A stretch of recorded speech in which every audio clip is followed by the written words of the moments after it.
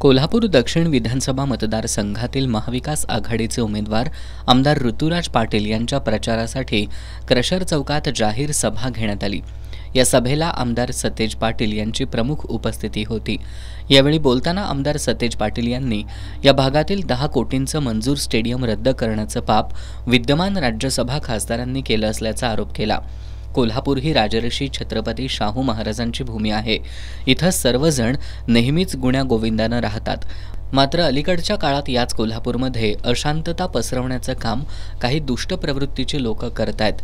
त्यांना गाडण्यासाठी महाविकास आघाडीला साथ द्या असं आवाहन त्यांनी केलं। हीच मंडळी येऊन कोल्हापूरच्या या शांतता भंग करण्याचा प्रयत्न करतायत। कधी तुम्ही ऐकलं होतं का कोल्हापूरमध्ये दंगल झालेली? परंतु गेल्या 3 वर्षांमध्ये सातत्यानं समाजामध्ये तेढ निर्माण करण्याचा प्रयत्न करतात। या सगळ्यांची भाषणं आहे का? हे रोजगारावर बोलत नाहीत, महागाईवर बोलत नाहीत, महिलांच्या सुरक्षेवर बोलत नाहीत, ज्येष्ठ नागरिकांच्या अधिकारावर बघत नाहीत, पेन्शनवर त्या ठिकाणी बोलत नाहीत, एसटीच्या कर्मचाऱ्यांच्यावर हे बोलत नाहीत, MPSCच्या विद्यार्थ्यांच्या हिताचं त्या ठिकाणी बोलत नाहीत किंवा विकासाचं कुठलंही मॉडेल त्या ठिकाणी सांगत नाहीत। फक्त सांगतात ते जातीय तणाव निर्माण करणारी वक्तव्य आज या देशामध्ये ही सगळी मंडळी करताना आपल्याला त्या ठिकाणी दिसते। आणि म्हणून नागरिक म्हणून आपण निर्णय घ्यायचा आहे, आपल्याला काय पाहिजे? ही काळी रात्र आपल्याला पाहिजे का हा दिवस पाहिजे? तो दिवस प्रसन्नतेनं आपल्याला विकासाच्या वाटेवर या ठिकाणी घेऊन जाणार। विकासाच्या वाटेवर जायचं असेल तर महाविकास आघाडीचं सरकार, काँग्रेसचं सरकार, सर्वांना बरोबर घेऊन जाणारं सरकार या राज्यामध्ये आणणं तुमचं आमचं उद्दिष्ट असलं पाहिजे। महाडिकांमुळे कोल्हापूरची बदनामी झाली असं सांगून बाहेरून आले आणि कोल्हापूरमध्ये गब्बर झाले असा टोला त्यांनी लगावत आमदार सतेज पाटील यांनी कोल्हापूरचा सर्वांगीण विकास करण्यासाठी साथ द्या असं आवाहन केलं। या राज्यामध्ये एक चांगलं काम कोल्हापूरसाठी आणि महाराष्ट्रासाठी करण्याचं स्वप्न मला देखील वाटतं की या राज्यामध्ये मी काम करावं। कोल्हापूरला विकासाच्या दृष्टीने घेऊन जात असताना या राज्यामध्ये चांगलं काम करण्याची संधी सुदैवानं 15-20 वर्षानंतर कोल्हापुरातल्या एका कार्यकर्त्याला म्हणजे बंटी पाटलाला आलेले। आता तुमची जबाबदारी आहे, मला मोठं करत असताना कोल्हापूरला मोठं करणं हा माझा शब्द आहे, हे मी जाहीरपणे आपल्याला या ठिकाणी सांगतो। आज मी मोठा एकटा होणार नाही तर कोल्हापूरच्या भूमीला पुढे घेऊन जाणार। कोल्हापूरमध्ये IT पार्क आणून रोजगार देण्याची भूमिका राहील। कोल्हापूरमधल्या नागरी सुविधा देऊन या कोल्हापूरचा चेहरा मोहरा उद्या राज्याच्या नेतृत्वामध्ये मी जाईल, त्यावेळी या राज्याचा, या कोल्हापूरचा चेहरा मोहरा बदललेला असेल। उद्या येणारा कोल्हापुरातला, महाराष्ट्रातला माणूस सांगेल हे बंटी पाटलाचा कोल्हापूर सुंदर आहे, चांगला आहे, हा शब्द मी या निमित्तानं देतो। हे सगळं साकारायचं असेल तर मला ताकद तुमची मिळणं गरजेचं आहे, मला आशीर्वाद तुमचे मिळणं गरजेचं आहे। जास्तीत जास्त आमदार या कोल्हापूर जिल्ह्यातनं निवडून आणणं उद्याच्या भविष्यकाळात महाविकास आघाडी म्हणून या ठिकाणी गरजेचं आहे। देतो की ज्यावेळी या बंटी पाटील राज्यामध्ये काम करेल त्यावेळी पाठीमागं वळून या कोल्हापूरमुळे मोठा झालाय, कोल्हापूरचं भलं केल्याशिवाय राहणार नाही, हा शब्द मी तुम्हाला या निमित्ताने या ठिकाणी देतो।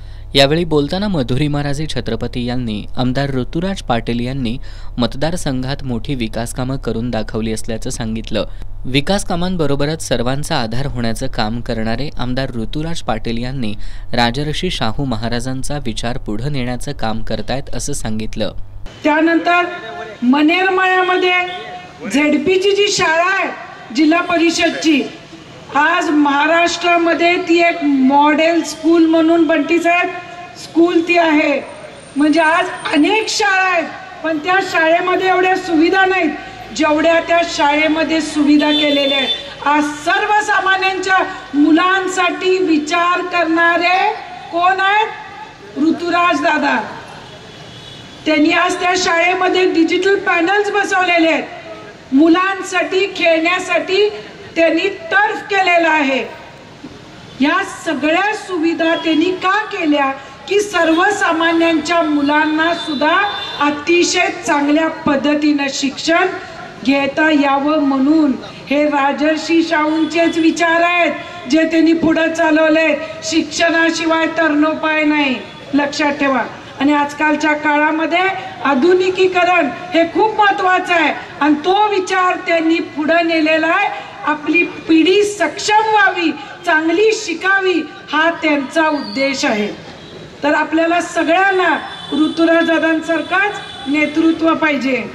माजी नगरसेवक शारंगधर देशमुख यांनी उपस्थित महिलांना खासदार महाडिकांना तुम्ही इथं हजर असल्याचे फोटो टाका असं सांगत महिलांचा अपमान करणाऱ्या खासदार महाडिक यांचा कडक शब्दात समाचार घेतला। ही जाहीर विनंती आहे की फोटो नाही, तुम्ही व्हिडिओ काढून पाठवा। इथं ते खासदारांचा, आमदारांचा, माझ्या आमदारांचा नंबर कोणाकडे असलं तर जरा हात वर करावं। हाय, एक हात वर आला हो। ऋतुराजांचा नंबर आहे, बंटी साहेबांचा नंबर माहित असणाऱ्या माणसांनी जरा हात वर करा।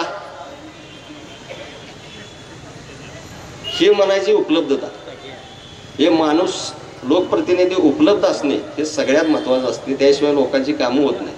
आणि नेहमी उपलब्ध असणारी माणसं म्हणजे लोक एवढ्या, आता बंटी साहेब तर फार वरच्या स्टेजला आहे, परंतु ऋतुराजाताई 24 तास सकाळी उठल्यापासून संध्याकाळपर्यंत लोकांच्या संपर्कात असणे, लोकांच्या फोन अटेंड करणे, त्यांची कामं काय असतील ते करणे, हे काम विषय जरा दुसरीकडे गेला। मी महिलांना एक सूचना करणार होतो, विनंती करणार होतो की आपण आपला व्हिडिओ काढून पाठवा की आम्ही काँग्रेस बरोबर आहे, राहणार, बंटी साहेबांच्याबरोबर राहणार, ऋतुराजांच्यावर राहणार, आणि घरचा पत्ता टाका।